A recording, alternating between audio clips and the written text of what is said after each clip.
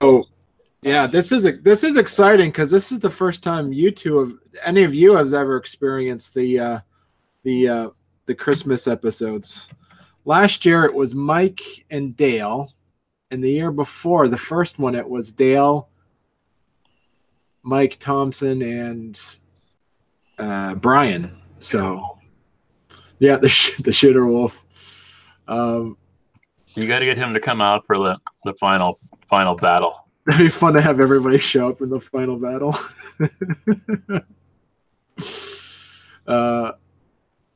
Oh, whoops! Is it just us four tonight? Yeah. Delete. I just accidentally posted the link on my real page. All right, I'm going Hero Gate. I don't want all these strangers watching us play tonight. All right, there we go. Sure, that popped up. People are like, "What? What's going on?" And then I just quickly deleted it. All right. So you guys hear that knock on the door on the stagecoach? I'll draw my pistol and open the door. And Okay. the pistol gets put between the eyes of whatever's standing there. All right. Move this over here.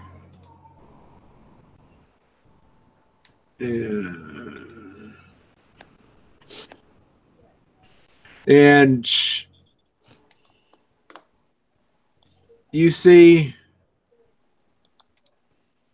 that you're parked outside this castle, and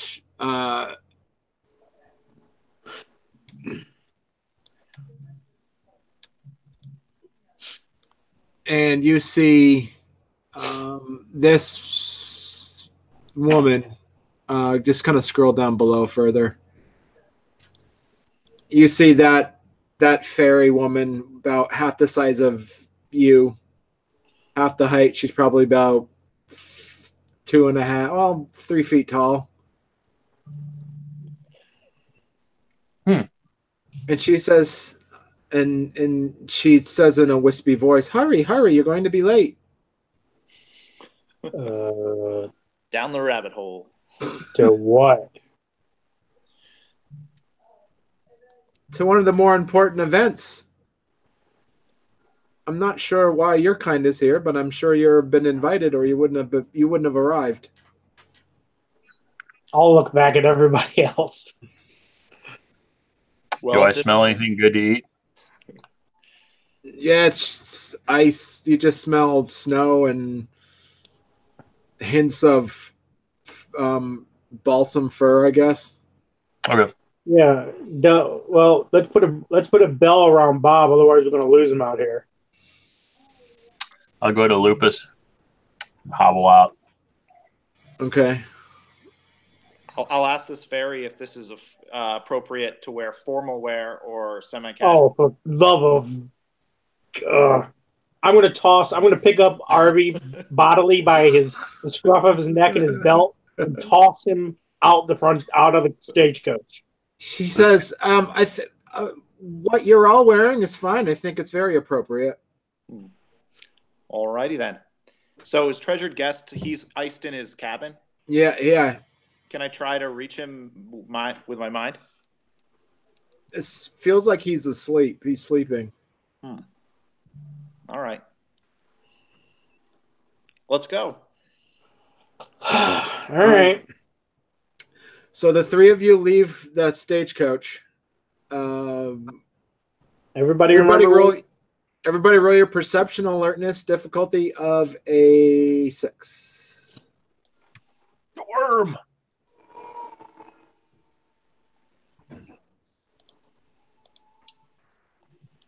He is not real sleep.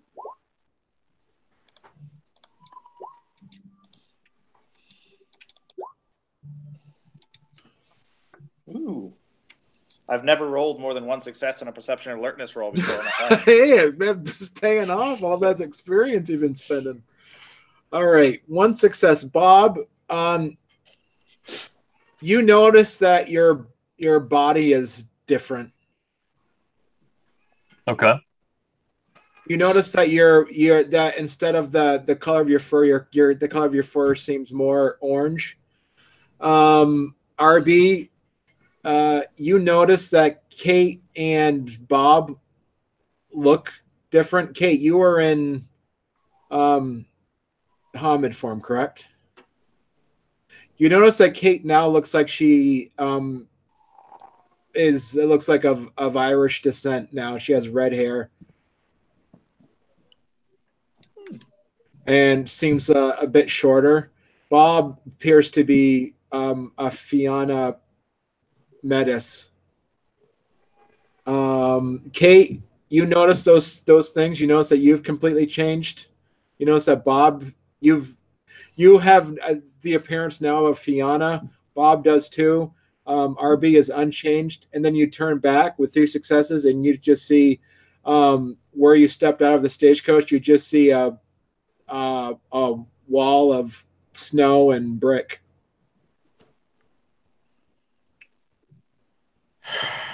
Fucking fairies. Fairies are delightful. Where are we going? Is the moon really that big? Yeah, you're in the Umbra, sure. All right. Then in all my glory, I I howl. was gonna say the moon really that full. Yeah. Okay, we're gonna put a leash on Bob. Oh boy. Is the fairy still there? Yeah, she's waving you on. All right. Let's go. I follow her intently. Okay.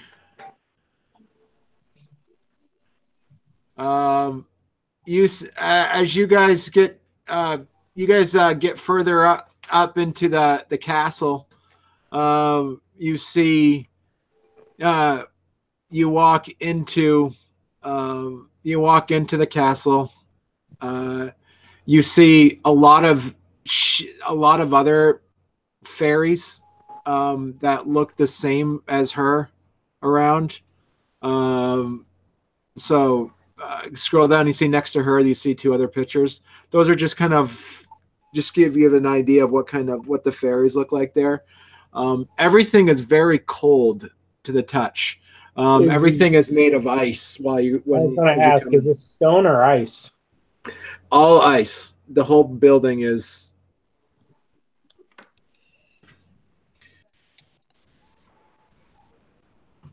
You hear thumps and creaking. You look out outside, and you see also approaching. You see some giant creatures that look like that. Off in the distance, you see other giant creatures that seem to be approaching the palace. It's a palace, not a castle. Castles are for fortification. Palaces are for peacetime. Oh, these guys don't seem that tough. Considering the size of the trees next to them, you might want to watch your tone. Well, they're little fairy trees. They're not tall. They're like, ankle high.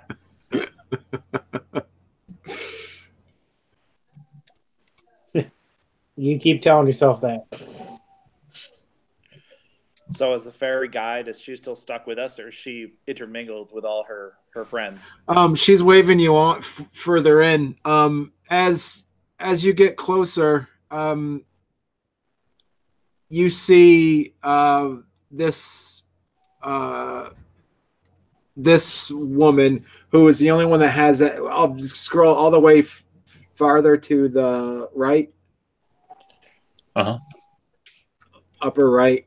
The blonde. Yeah. She's the only one that has nothing to do with have any like tints of blue or wintry. She looks like she's from a much warmer climate. And she looks fairly exasperated when she's and she looks to all 3 of you and kind of squints a bit.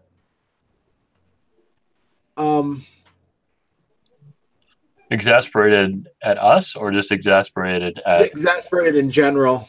Yeah. She waves over this man. Oh.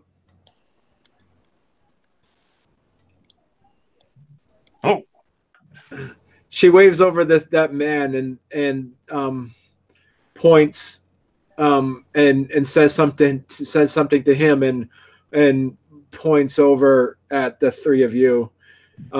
He nods to her and walks over, and he smiles wildly at the three of you and says, I had no idea that he says, I had no idea that anybody still remembered me. Hate to burst your ego there, buddy, but I don't know who the hell you are. Do I know who he is, Barney? You have no idea. Does one of my insane past lives know who he is? You have no idea. I come to Hamid then. Okay. And you take on a form of you don't recognize yourself. You're and he talks to you guys and with a pretty thick Irish brogue. Where in Ireland is he from? I could probably, you being from Dublin, I could probably tell the accents. Yeah. So it's, you also recognize the clothes that the accent the accent he's talking in seems a bit dated. It would be the equivalent of if somebody talked to you today and had like a 1920s accent. Hmm.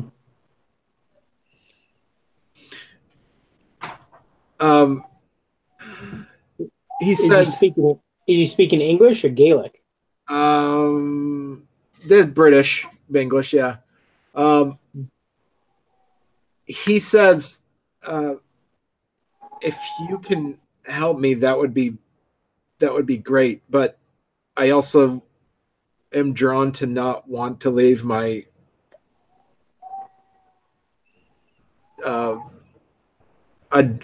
to not want to leave the woman I love either. Help you do what?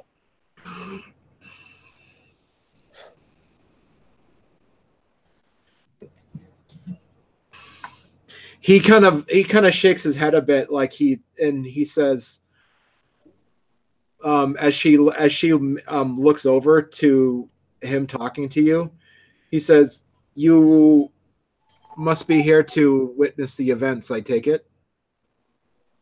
I nod. I love witnessing events. He says, "Come with me."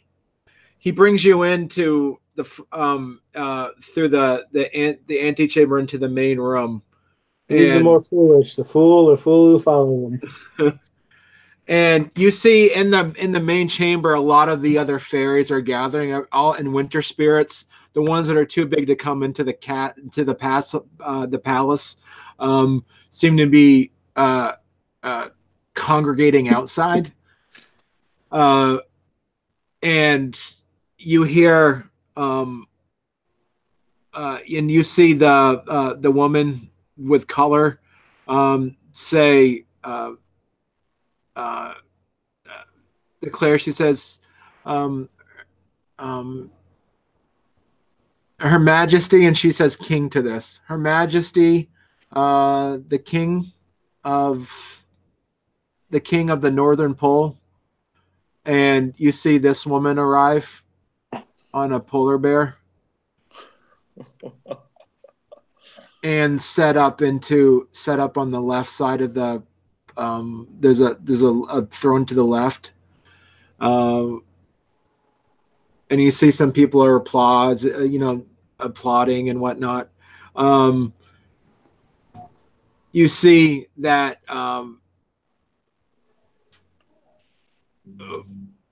she says,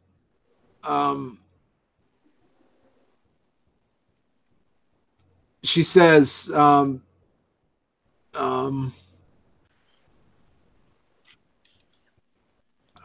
His Majesty, the what was it? The King of the Most Highest and Hidden Mountain, and you see this person arrive. Oof. And then she says, and then the King of the Southern Pole, and you see this person arrive. And they all kind of take seats on different thrones. All right, Barney, a sense worm. None. All right. No worm whatsoever. I figure I should at least do that. Determine whether this is a trap. Well, And what would you do if you determined it? We'll wait for that. No, you wait till everybody gets there to sense it. Bob likes to know if it's a trap before he charges into it. It doesn't change whether he charges into it or not. Likes to know.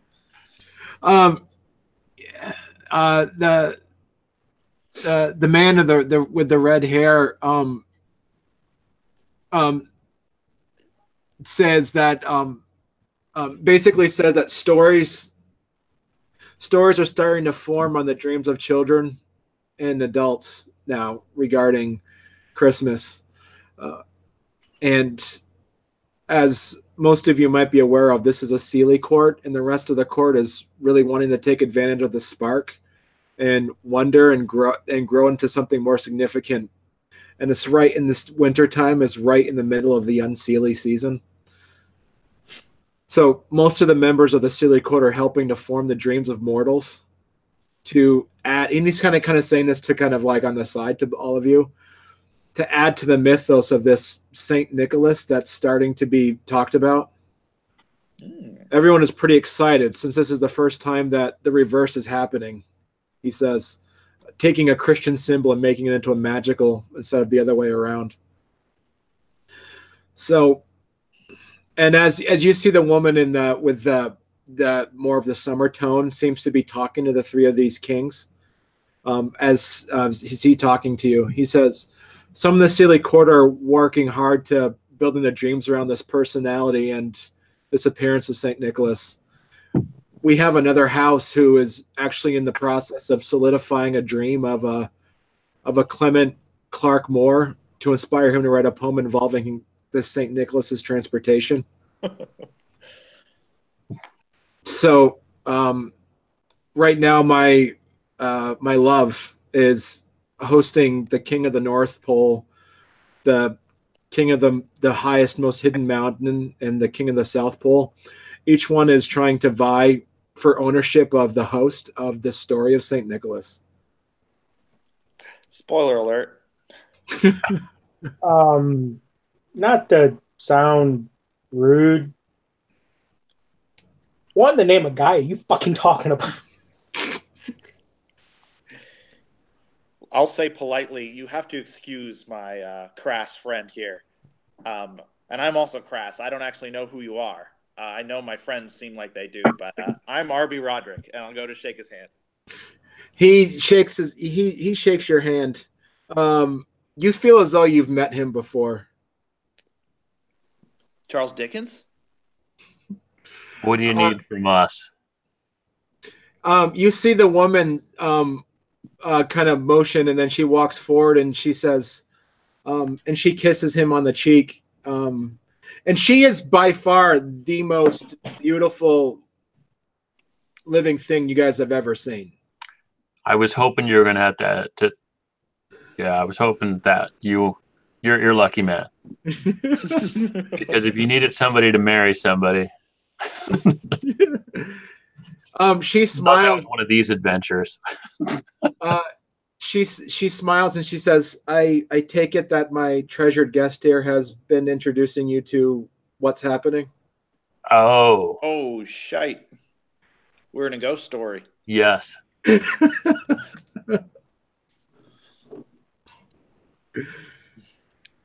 Can I speak? I'm going to think now to him and see if he can hear me. No. she says, and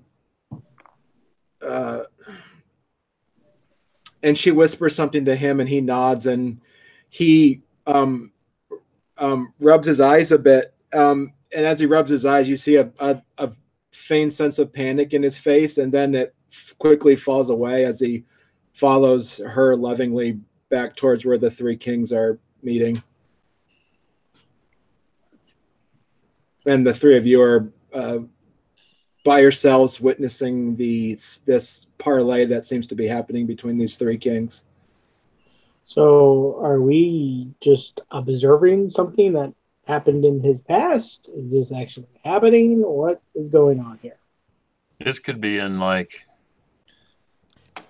some sort of dream. We all may actually be back at the stagecoach, but we're here. Let's do it. Do what? I don't know. Do you ever tried to make sense of a dream? So this must be in 1937 because R.B. Roderick has a high intelligence. He knows that's when The Night Before Christmas was actually written. So, 1837, you mean? 1837, 1837. So we're 40 years, we're 50 years in the past. Did Treasure tell you any stories? Did he? I've been taking his life story. Have you ever mentioned inventing Santa Claus? No, but you do know that he's much older than he actually is, and you do know that he was on an umbral quest at one point and disappeared for a very long time. And you do know that a pack of Fianna went to find him and were successful. Oh, well, look at that. We're on a fool's quest in other people's bodies. Oh, so we need to pull him back away from his love here. So what? He's gone to a happy. He's gone to his happy place. Yeah, maybe. RB, you know enough about, as a Fianna, you know enough about the fairy lore that they do kidnap mortals and keep them for centuries on end as their playthings. Ah, well, that's rude. Okay, so we need to drag him away, or we need to fail dragging him away because that's what happened back. Well, we need to convince him that he needs to spread the lore of this Saint Nicholas. Maybe that's one of his callings. We need to drive a wedge between them.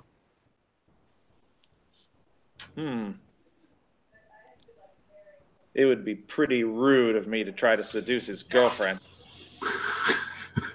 given the connection that we have now. You want me to seduce the girlfriend? Hey, you can give it a go. 5 appearance, that can make someone switch sides, right? Hey, are you guys forgetting that I have a 1 in charisma and 2 battle scars across my head, probably in the negative range to do anything? Not here though. And you're the form you're in, you're not. Oh, that's right. Yeah. I was gonna say, Bob, do us a favor, stand in the corner and keep your mouth shut. But you are the equivalent. You represent the equivalent statistics of a Metis Fianna. If we need something broken, we'll let you know. We may very well. I think we need more information. Yeah. You want to talk? You want to go talk to the lady? Maybe she'll have something to say. Sure. Well, they went off together, didn't they? Oh, did they? All right. Well, let's follow. You get the impression that this woman, that this high elf, is that she is has been tasked to mediate the parlay between these three kings. Thus the exasperated look that she seems to have had earlier.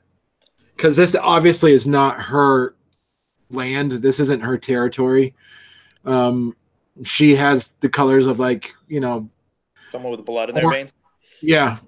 Orange. She has more orange and yeah, more orange and yellows in her hue than purples and blues. So maybe we should offer her our business sensibilities. To Harvey. If she has to mediate this, I'm sure that she could use our help. Yeah, maybe she needs her portfolio balanced. You see some of the little fairies are come by and offer you some food that looks completely alien to you. They seem to be made out of like clouds and human fingers. I'll politely decline. Clouds As human will fingers I. give me indigestion. I will eat it Okay. because I'm not weak. You're also in violation of the litany, idiot. I did. Those could be carrots. It tastes like raspberries. It's fruit, man.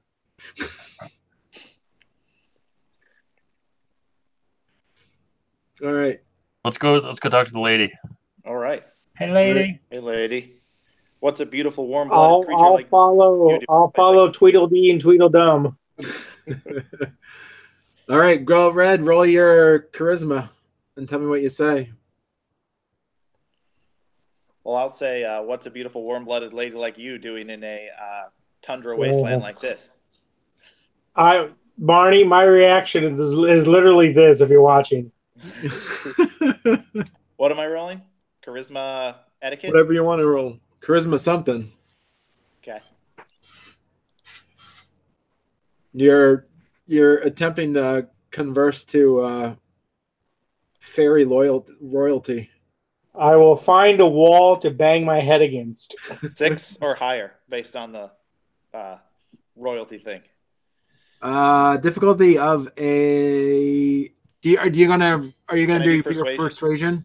Yeah. All right, so it's a difficulty of an 8, but it'll be difficulty of a 7 then. Oh, piece of cake. Ah, cock. Whoops! You just stepped in something. All right, at least it wasn't a botch. Go ahead, role play it out. What do you say? So you say that? Yeah, I'm asking she seems to stand out in this place. Yeah. Is what I'm saying. So I'm curious as to why she's here. She glares at you and then whispers something to treasured guest, and he looks a bit nervous and kind of puts his arm around all of you and kind of gently kind of pushes you away and says, my love is right in the middle of some of these negotiations right now, and it's a very sensitive time. She wants to get out of here as quickly as possible. As you can see, we're not from this part of the. I have an eye for contracts and details. I would like to offer my assistance. Roll your charisma die to do that. He goes, that would be that I could regale that I could send her that information. That would maybe that might get us out of here sooner. And he turns around and he rubs his face a bit and he looks this form of panic and he turns back to all three of you and looks like a look of like fear, and then that completely fades away and he kind of nods and smiles to you and walks back to and talks to her. And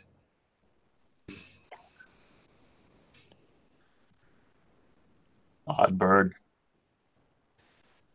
And he talks to her and whispers something to her, and she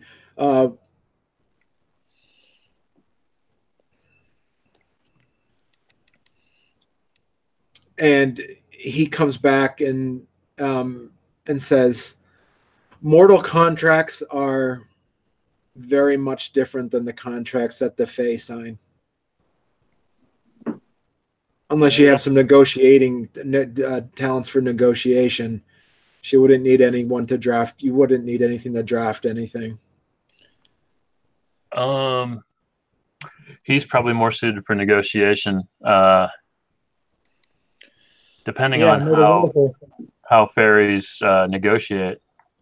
Because I can negotiate in a different way than he would. I'm well versed in negotiation.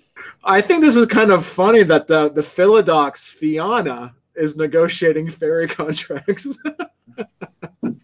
That seems to be very apropos. Exactly. It's in the blood. Bring it on. Kate, what are you doing? I'm sure you have room in your mouth for your other foot. Not with a cigar this fat. All right, what are you, Kate? What are you doing? I am watching this train wreck unfold. What is the most? I mean, I assume a negotiation can be all sorts of manipulation and charisma rolls. Yeah. So, find something that'll make the easiest for you. I mean, they're all going to be 9. So it doesn't matter. I'm just going to roll 9. But am I actually rolling, or we're conveying to her? It depends on what you got. So she kind of looks back at the three of you again, and she walks toward, and she kind of waves her hand up as the other ones are, and they're talking. You don't understand the language at all. It's almost as if like the wind talked and song, but you actually know there's verses to what they're saying, and it's a harsh melody, basically, is what the language they speak. Well, I'm all manipulation, intimidation, and wits, no charisma. Okay. So if you go that route, Bob is your guy. Yeah, we'll crack their skulls together later. Yeah, I'm but actually sometimes good you at don't that even stuff, have to do that because they're too afraid. So your characters know this, even in the 18 where you guys are in the 1880s. The North Pole and the South Pole are still mythological. They've never been discovered. They've never been. There's been no documented explorers have actually physically made it there yet. They haven't explored the. I thought he explored it by this point. No. I actually did some research. That's the reason why actually Santa Claus, the myth, is in the North Pole, because Nast in the late 1800s, when he actually drew Santa Claus, he was the one that created a lot of the mythos. Was Thomas Nast, who was an illustrator. He put him in the North Pole because it was still such a mythological place, and because winter was a part of it. That where's the only cold place? All around every part of the year that still had snow, and that's the North Pole. So and there was a council of ice fairies that decided it was going to be there. Also, technically, it was closer to civilization. Yeah, the South Pole wasn't so I think it was the early 1900s. They actually had the first person actually made it there with photographic proof of being to the North Pole. And then the middle one is a mythological mountain that's never been discovered. Oh. And you can just Google like anything about any like mythological mountains, and this is what this other king represents: all the mythologies of hidden mountains. Got it. All right. Get this over with.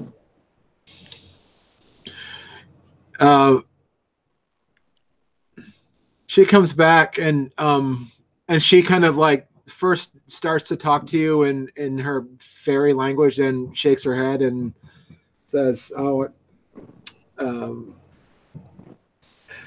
would the three of you be willing to help me out to get this finished as soon as possible? I'd be very grateful.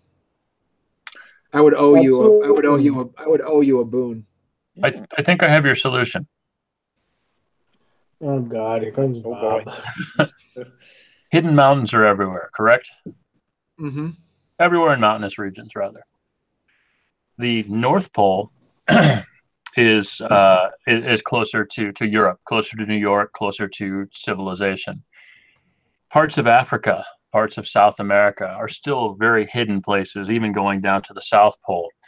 If you had the South Pole control this, and I'm saying you don't have to, you could argue this, but that would take away some of the mystery of the subcontinent, of those realms. That would send humanity into those hidden areas. If you keep it somewhere northern, maybe that'll bring a little bit more of the dreams back into the areas that are a little bit more explored. So the north seems to be the reasonable home, and what that does is that gives more power in some ways to those hidden mountains and the king of the South Pole, while still maintaining a degree of wonder in an area of probably the closest civilization.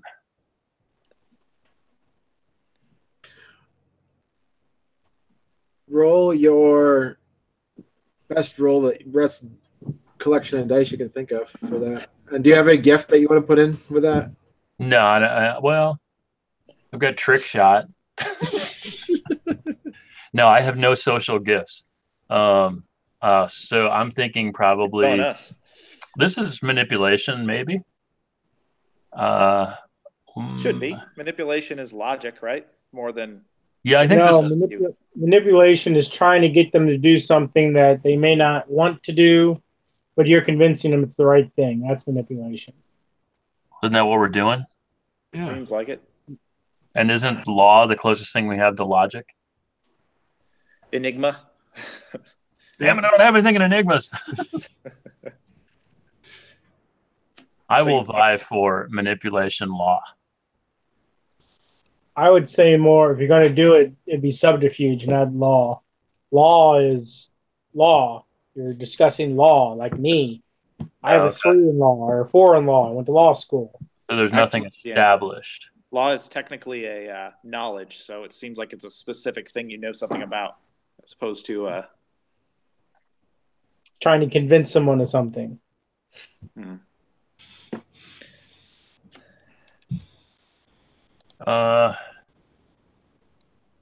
So Ryan, just so you know, Supreme Court justices are supposed to have a 5 in law.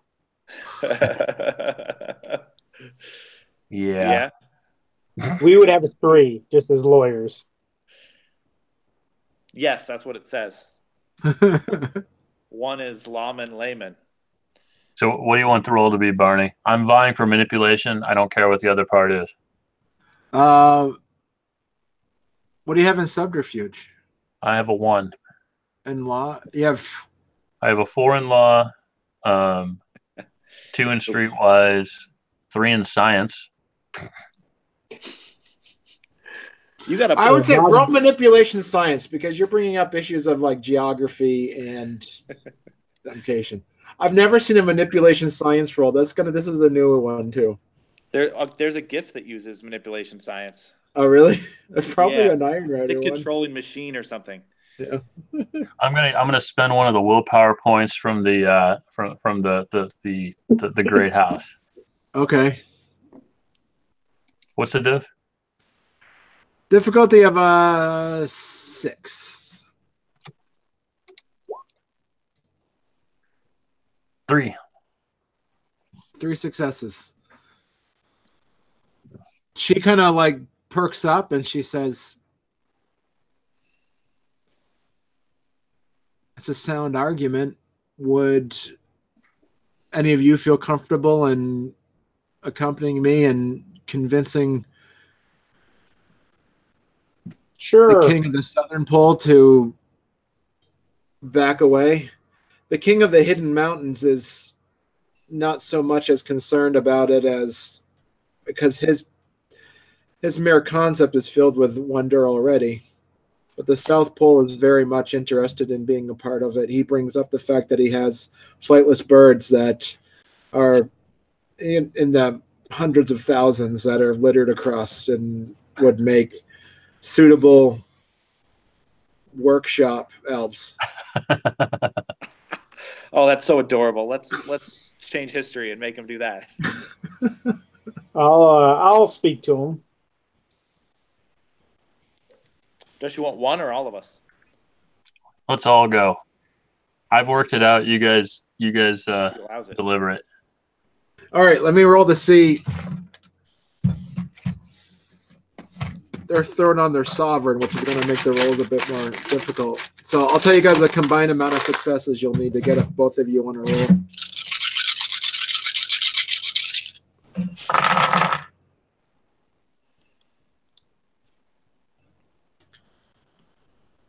All right, you guys will need, if you guys want to roll to have a collection, you'll need a combined 10 successes. Difficulty?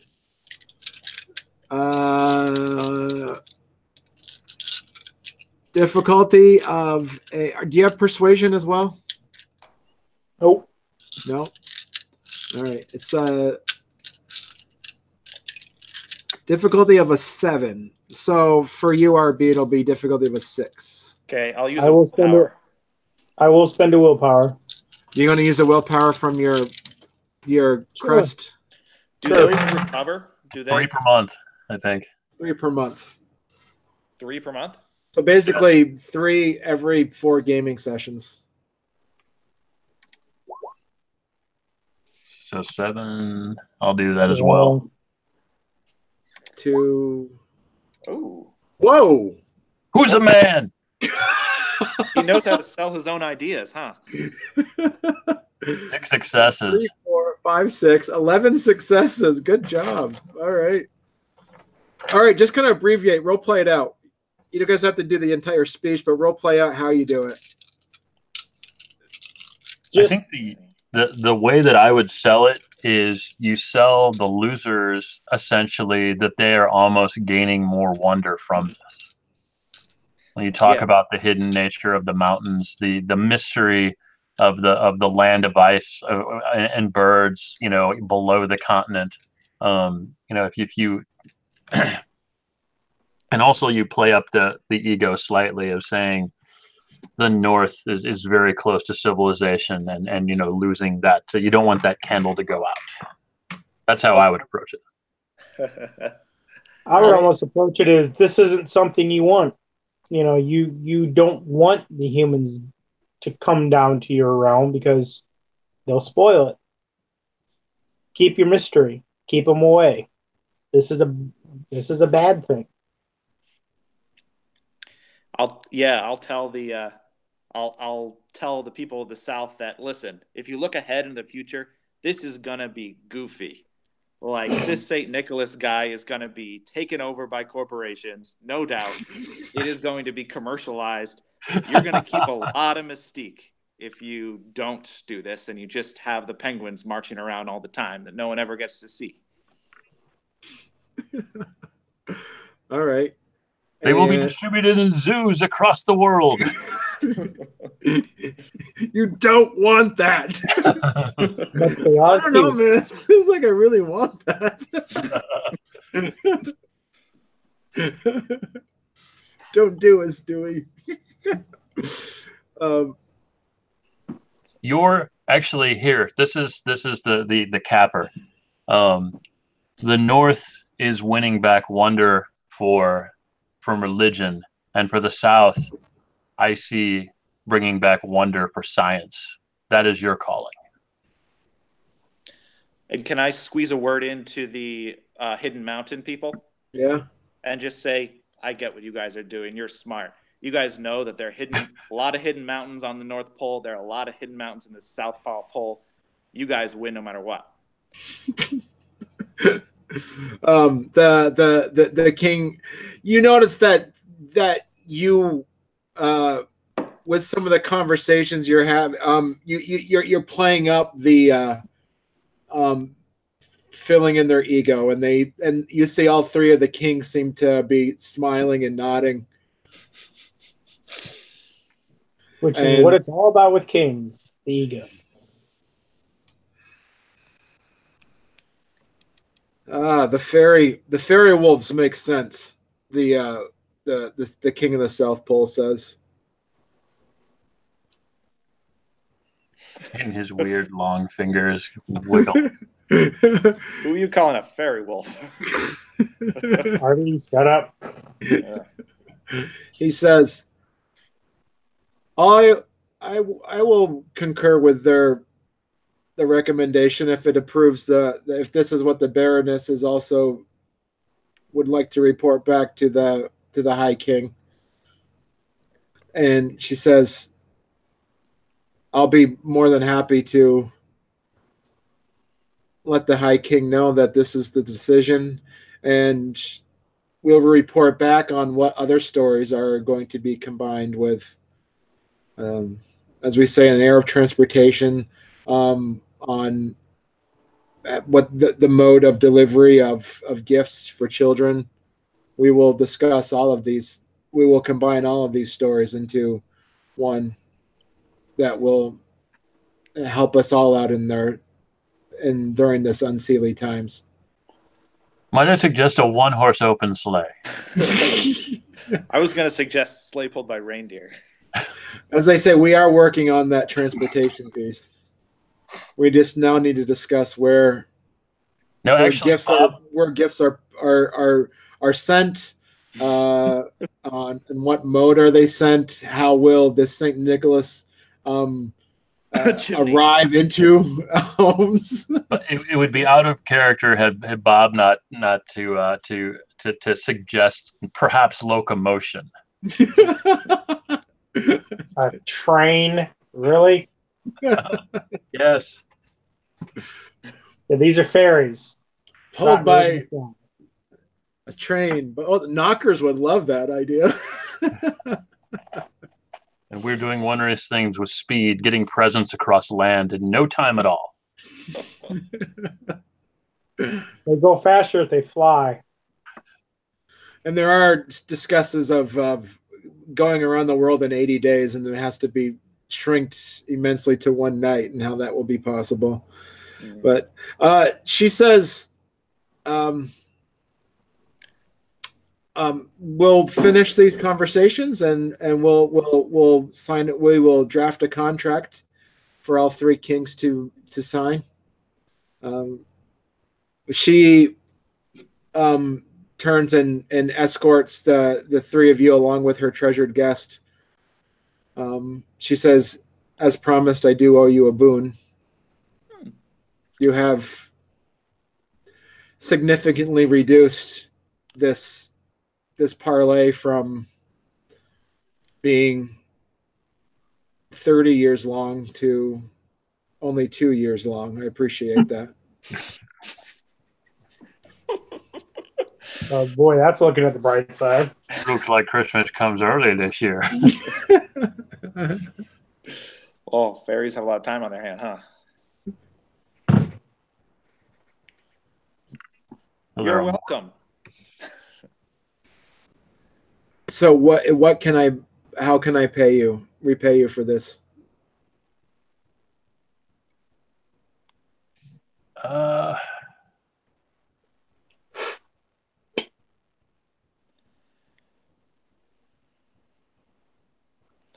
What do you have to give?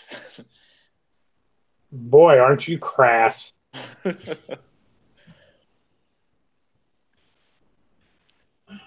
Ignore him. We keep him under a rock normally. She says, I want to be in the storybook. She goes, I can give you anything. Wow. You see treasured guest look with a form of standing behind, mouthing the words, help me. Oh. Release him, please, from your thrall.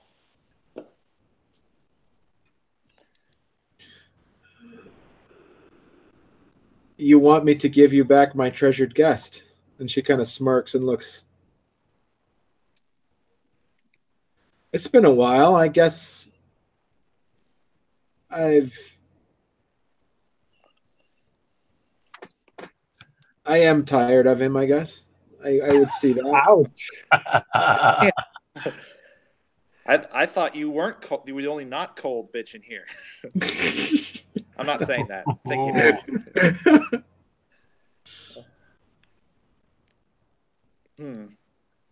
She goes, I can do that.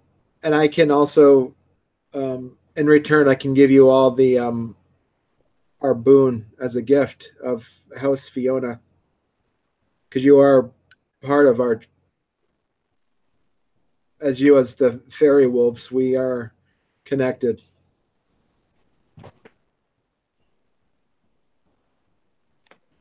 Yep. She gives you all an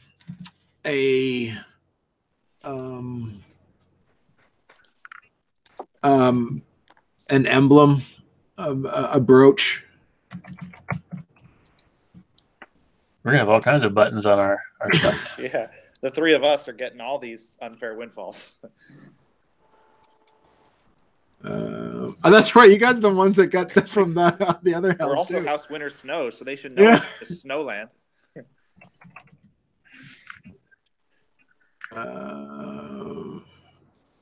What the heck? Sort of clashes with Kate's black outfit, though.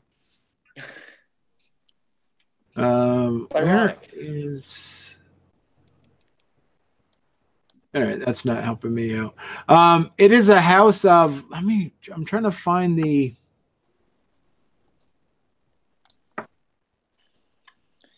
I'm trying to find you what it looks like. Is this the one?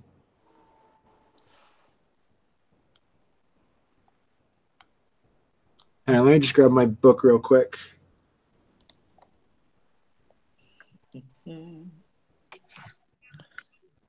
Huh. I think that's it.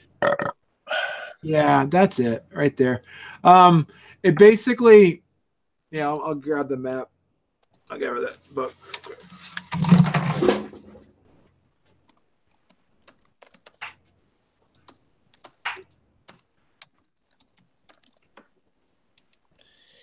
I Look will at that. sit there and kill all the kings.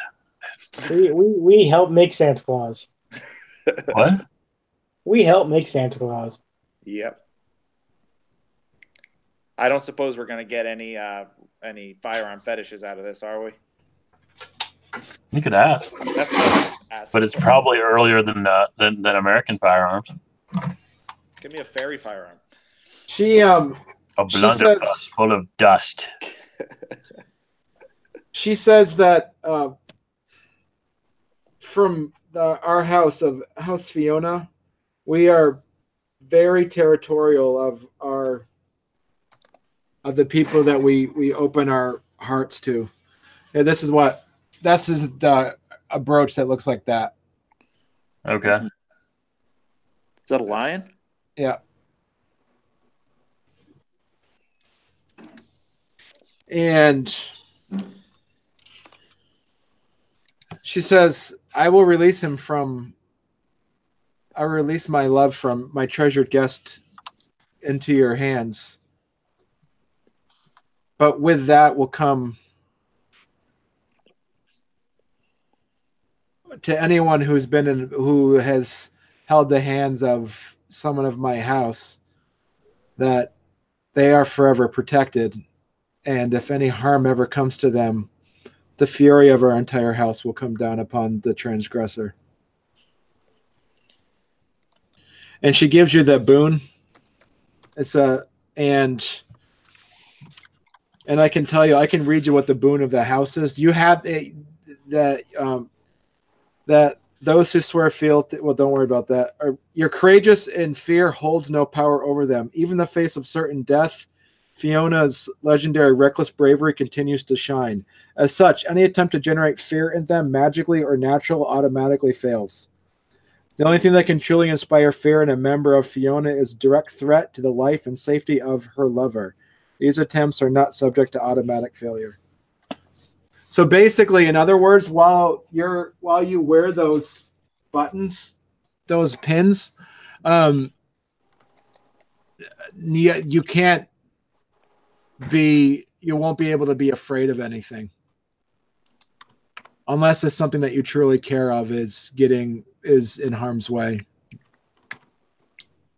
So basically, a fetish immune to fear. Yeah. What rank would you say that is? I would say 4th rank. Oh no. Do we have to attune to it? No. Okay.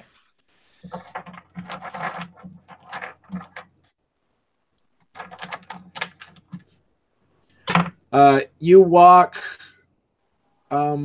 She takes Treasure Guest's hand and walks him away a bit and whispers something, then kisses him on the forehead, and you see that he is.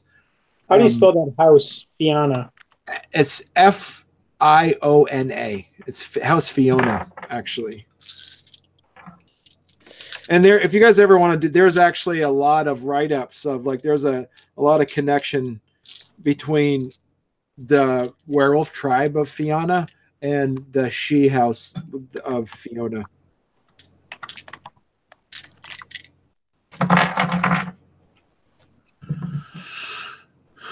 And you see that all of a sudden he completely and utterly collapses and crying. And he like grabs a hold of her dress and she kind of pulls it away a bit. And she looks at the three of you like, get him out of here quick. All right. I grab him. That's Bob's job. Yep. He's screaming. It's like a child leaving their parents for the first time in kindergarten. He's reaching out to her, and she turns her back to him and walks back over and continues the conversation, and produces a parchment for the three kings to sign. You see either the fairies around are ambivalent to his torturous cries, while others seem to be dancing around the four of you, almost like soaking in the tears and laughing as you guys are carrying him. As you guys are carrying him away. I'll try to calm him down. There's plenty of fairies in the Umbra. You're too good for him. All the platitudes. You see he's shaking and almost like his color is almost turned ashen as you guys are walking. Like his heart is literally breaking.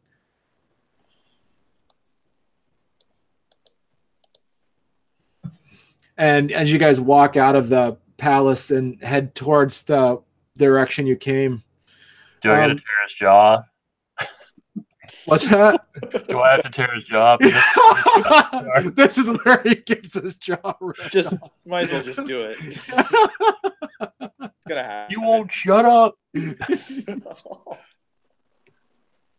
got to be quiet. They're too big.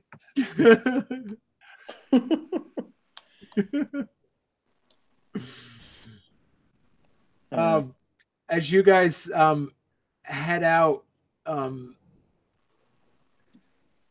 you see the wall fade out, and you see the and as it fades out, you notice that the stagecoach slowly starts to take form again, and you look back and you see that the palace is completely gone. It's just snow.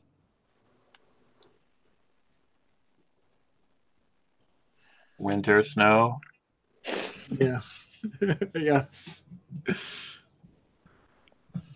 What the fuck just happened? You're Fiona. You tell us. Did we actually go back in time? Or did we go into Treasure Guest's dream and lure him out? As you guys get into you guys turn back into your old forms. You don't have those pins, those brooches anymore. You'd have whatever was left that you had before. Oh no. Did we lose our boon? Quick, someone try to scare me. The mayor says something's freed us. Do you need us to stay and explore this land, or do we want to keep moving? Do you get the impression that no time has passed? No. No, let's move on. Well, let's explore. Maybe we can kill one of those giants. Don't you want to do that? Well, let me see if he's scared of me. I'll use True Fear on RB. Yeah, of course he's afraid. Okay. Oh shit! The stagecoach breaks apart from the ice and starts to. RB, you notice? Oh, go ahead. RB, you notice the ice starting to melt from Treasured Guest's room. Let's go. All right, I would like to knock. Okay. Yeah, I'll go with RB. I wanna see what the hell went on. I'm gonna go fight a giant. As the stagecoach, the stagecoach is moving on, going into another part of just traveling on. You see, you guys, you go into his study, Treasured Guest's room, and he seems to be waking up and rubs his eyes, and he looks at the three of you, like, and you get a sense of that you see in the eyes of that younger version of him, and he says in your head, RB, he says in all of your heads, he goes, I think I have something of yours. And he moves in over the opens up the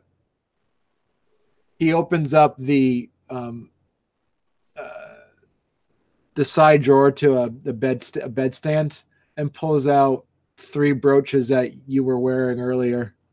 Whoa. I'll ask if he's been holding on to them for 50 years.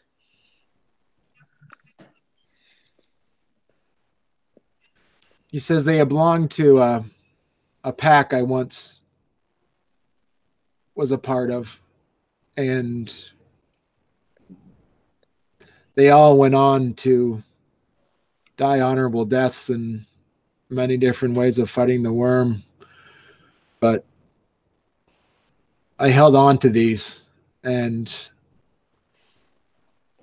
Thurge of Renown told me that there would be a time when I knew who these would belong, who I would give these to, and I just woke up from a dream, and something is making me want to give these to you. She was a looker. I'll ask if he still misses his fairy lover. You see a pine in his eyes. You see that, and he says, and if he had a jaw, he'd smile, and he says, I think about her every day. That's the curse of being not only a Galliard, but also of a Fionn, and it's the curse of being held captive by love for so many years. So while you guys are at it, why don't you give him a nice paper cut and pour some lemon juice in it? Asshole. What?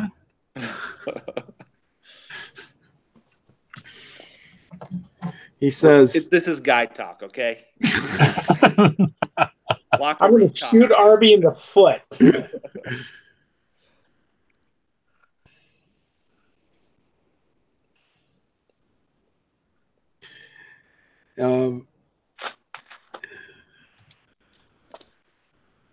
Well, I'll tell him he's become a great Garou, a legend, and that may have not happened had he stayed forever in the fairyland.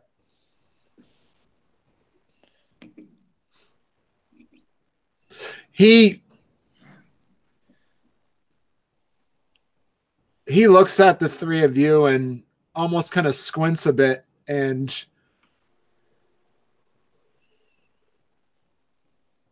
And then a silent recognition of realizing what just happened to the three of you. And then he says,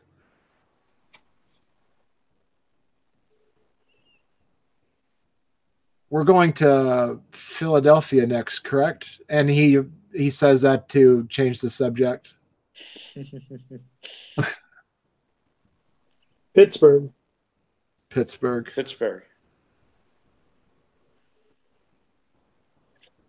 Yep. He goes, I need to prepare myself. There's,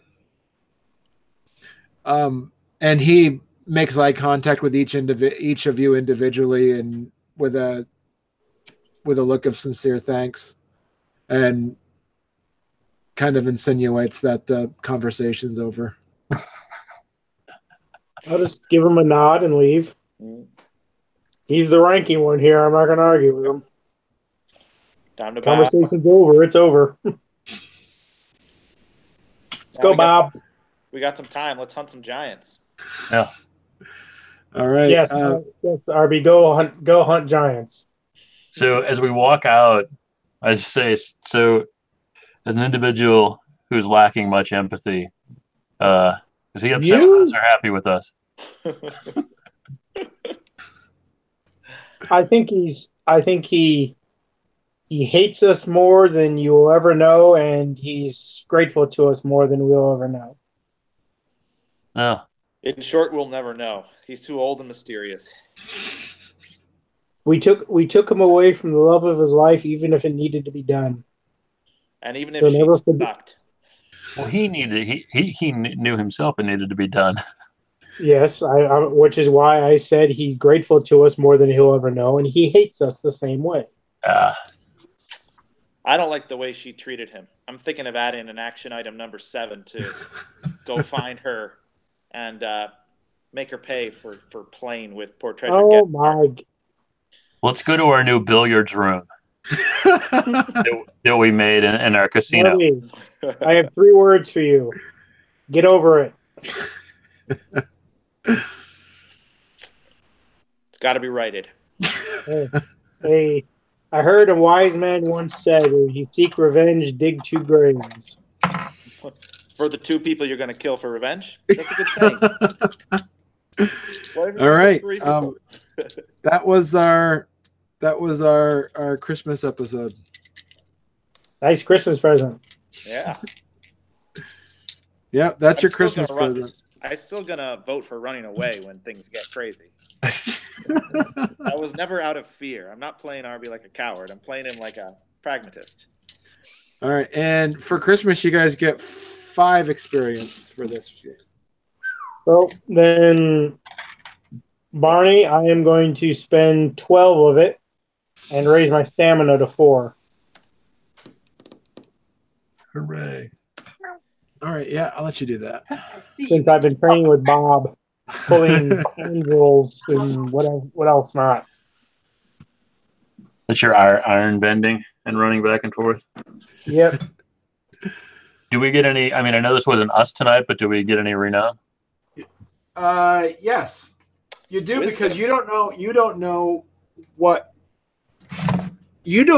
if you inhabited the bodies of those Fianna. Oh yeah. Was it actually you guys were watching it happen, or you guys were actually making the decisions? So very well, you guys could have been in a time loop where you actually were the ones that did that. We're major players in Christmas. Yeah.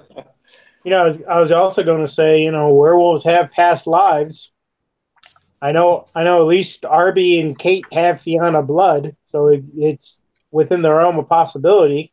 Yep. Didn't you say I didn't actually change what I look like? No, yeah, you didn't look. You look the same. Damn. So Treasure Guest probably recognized me when we first met. Maybe that's the reason why he picked you. Yeah, they didn't pick me. I've got the insane past life. All right, let's see here. So we were at the bargaining of Christmas. That's probably an event that's I'm of note. Is that on the chart? And we Oh, played. yeah, there you go. Founding We all Christmas. played part in negotiating it. I'm going to give you all. It's not necessarily giving a prophetic warning that later comes true. It's not necessarily that, but you did do. Give yourself, everybody, give yourself 3 wisdom and 3 honor. You may just put Bob to 4th. That did. Nice. Whoa. If it's 972. Aaron, 972. Yes, it is. I just went. I'm up for it. Do you have to do a ritual? No, what we usually do, I give you guys, I basically what I do is I send to SAG basically. This is just for Mike and Mark's, for Ryan and Mark to know.